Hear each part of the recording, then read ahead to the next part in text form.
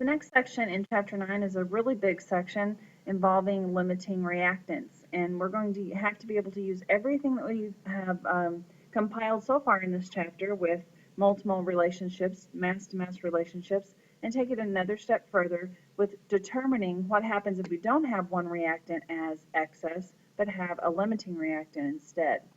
So we're going to determine which reactant is limiting and to calculate correctly the amount of products that will be formed. Take a quick look at our steps for solving problems with stoichiometry involving limiting reactants. We're going to first of all always start with a balanced chemical equation. We're going to convert known masses to moles because we have to make sure that we do a mole to mole ratio. We're going to use the number of moles of reactants and the appropriate mole ratios and determine which one's limiting, and that'll be the key step that's going to be a little bit more difficult than things we've done before. We're going to use the amount of the limiting reactant. So whenever we determine our limiting reactant, that is what is going to let us know how much of the products that we're going to come up with. So we're going to use the limiting reactant and the appropriate mole-to-mole ratios to compute the number of moles of the desired product.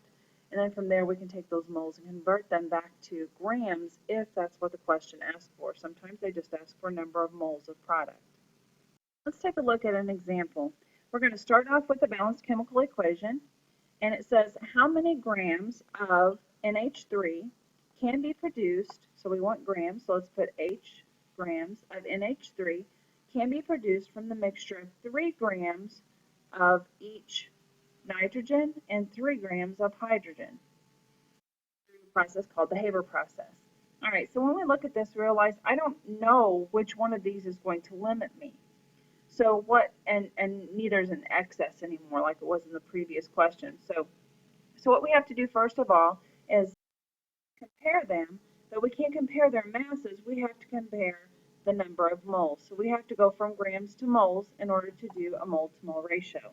So let's start over here by changing grams to moles. Let's first of all, we know nitrogen is going to be 2 times 14.01. So N2 is going to be 28.02 grams per mole. We know that we have hydrogen, which is H2, so there's 2, and that's times 1.01. So the molar mass of hydrogen gas is 2.02 grams per mole. One thing I want to bring out right here is, for some reason, some students will, I've had students in the past take this and they say, okay, well, there's 3 H2s.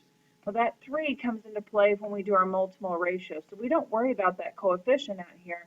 We just look at the molar mass that we're dealing with just the compound, in this case, just the hydrogen gas.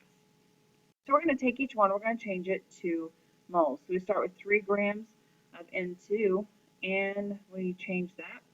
1 mole is 28.02 grams. I'll go ahead and do the math. I'm going to try really hard on this video to make sure that I have all the math correct before I put it up. Unlike the last video before this one I did, I think it was 9.1 and 2, had some math errors in it, so hopefully that's not going to happen again. If I take 3 and divide it by 28.2, I get 0.107 moles of N2, and it's really, really, really important that you write down what it is you're doing. Identify this as N2. We're going to go ahead and change grams of hydrogen gas to moles. So we're going to divide that by 2.02. So 3 divided by 2.02 is 1.49 moles of hydrogen. Now, the next step has to do with the mole to mole ratio, and it has to do with reasoning. So I really need you to make sure that if you don't understand this, you listen to it a second time, and that you pause it and write down the steps so that it will make more sense to you when you go back through it. At this point, what we need to do is determine which one of these is my limiting reactant. The way I'm going to show you is a step-by-step method and a reasoning method, and I just do it left to right just because I do it in a pattern every single time. So there's no right or wrong way of which to start with, but I'll just show you what I would do. So I'm going to go ahead and do a mole to mole ratio. I'm going to do N2 to H2. I'm going to follow my pattern of the top number being from the balanced reaction. So I have 1 nitrogen to 3 hydrogen. And I want my bottom number to come from the problem. I I'm going to take the amount of N2 that I have from the problem, so 0.107 moles, and I'm going to determine how many moles of hydrogen I would have, or I'm sorry, I would need in order to completely react with all of the nitrogen that I have. So I cross multiply, so I have X equals 3 times 0.107. So 3 times 0.107 is 0.321 moles of H2. This is how much H2 I would need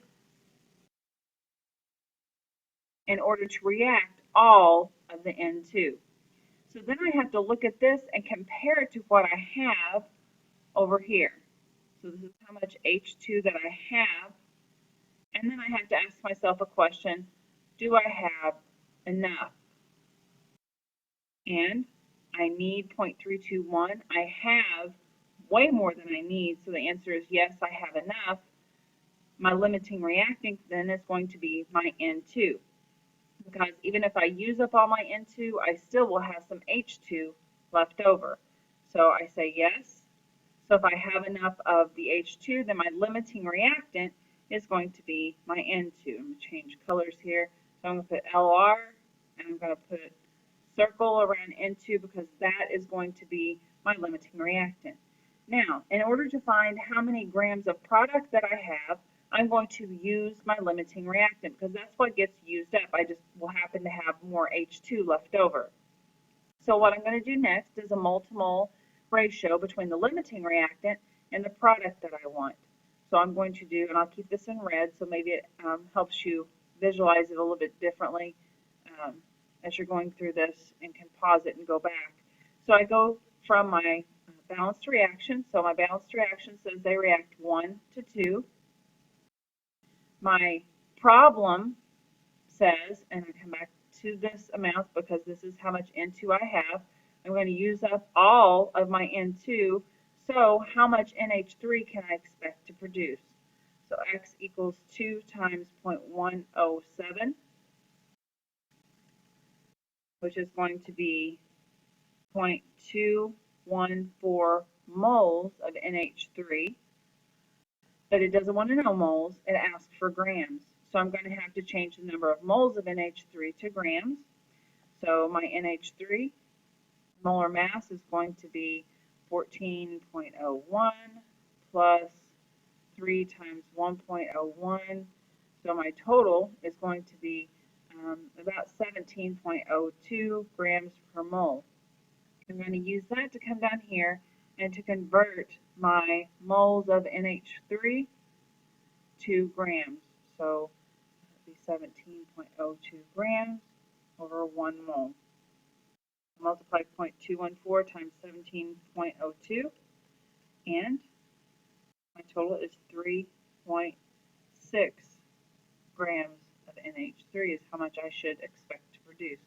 So after all of that, and it's going to take paper, I promise, and you're not going to be happy about that, I'm sure, but it doesn't really matter. The neater you are, the easier it's going to be to follow. But all this information is needed to be able to tell me which limiting reactant I have, which is nitrogen, and to use that limiting reactant to answer the question of how many grams of NH3 should be produced.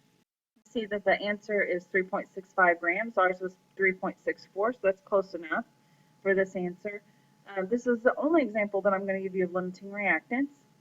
We're going to do one in class together, and we'll be able to talk about it together in class because these are a little bit more difficult, and the reasoning has to be there. So you need to make sure you maybe watch the video a couple of times so that you have a better grasp or better understanding of what's going on with it, even if it's just for this one problem, and you'll be able to ask questions in class.